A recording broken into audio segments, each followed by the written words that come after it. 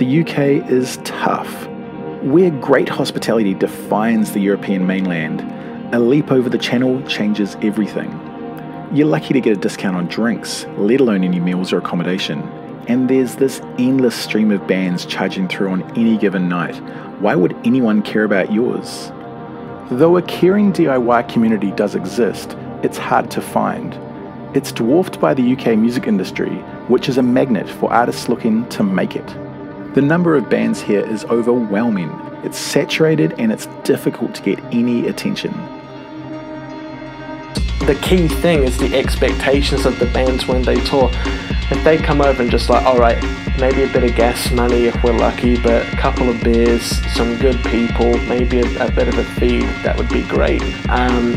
But you have to have a bit of a name for yourself before it's kind of like, yeah, let's talk about guarantees and then let's talk about like cooked meals. It's the saturation of artists that makes it hard competition to get a show, let alone a decent one. Yeah, it's really difficult because there's all of this noise and you're trying to cut through.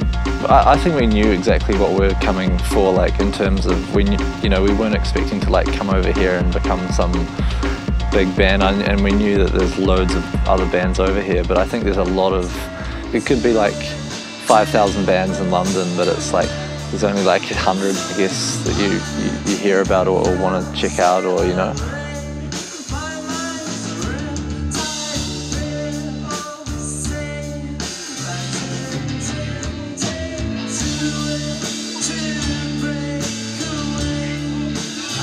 It's naive to think that you could just walk into another territory and just go, yep, sweet, just gonna book a show.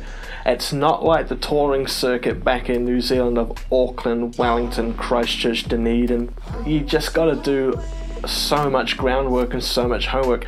You've got gatekeepers upon gatekeepers. Most people I talk to, like musicians, they said that venues just will not talk to the musicians and you've got to have a manager or like a booking agent because it's all through promoters. So I was, it was like kind of trying to figure it out, and I did email a few venues and they just didn't get back to me.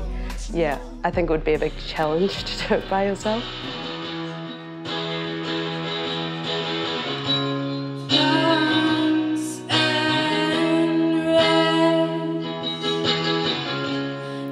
There's a different atmosphere here, a kind of professionalism that permeates everything.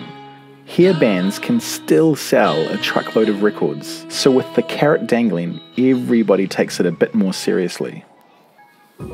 Just people really like perform and you can see they're really serious about it, and that was really inspiring to me and kind of made me want to think more about really giving a performance rather than just sort of, oh, this is something I just do with my mates. And I think lots of New Zealand bands just sort of have that attitude, mainly because, well, probably because we're kind of isolated and there's no one like worth impressing, maybe.